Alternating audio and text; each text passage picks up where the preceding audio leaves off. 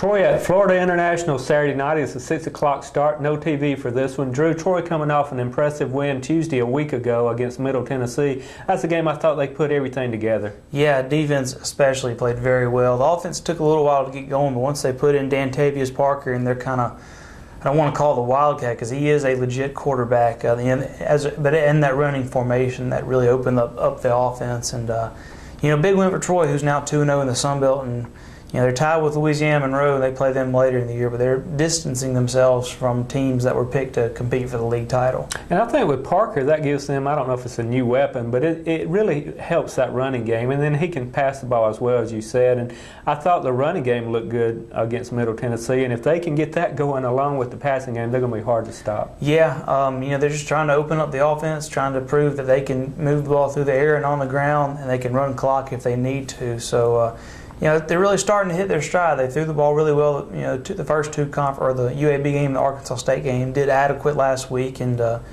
FIU's given up a lot of points. They gave up 48 and a loss to Louisiana Monroe a couple weeks ago, so they're certainly capable of being scored on.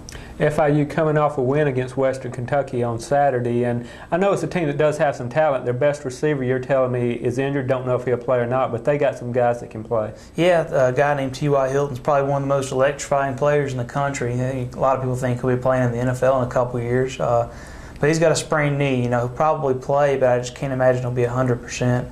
They do have some other fast guys, a couple good running backs, Dante Owens, Darius Perry, a guy named Darian Mallory, just a freshman, a couple good receivers, and a good senior quarterback in Paul McCall. But they've just been ravaged by some injuries to key players on defense especially, and their big tight end who can run about a 4.5 had I think a season-ending foot injury a couple weeks ago. So Troy's catching them at a good time as far as injuries go. Well, Troy had an injury as well in their last game with Sam Glussman. What's his situation? It's probably day-to-day. If he can't go, Michael Taylor will go. I think he'll probably go, but you just never know. Also, Tobias Gill, the wide receiver, Troy's leading receiver, barely played against Middle Tennessee because of an ankle injury, and he's going to be touch and go for the week also.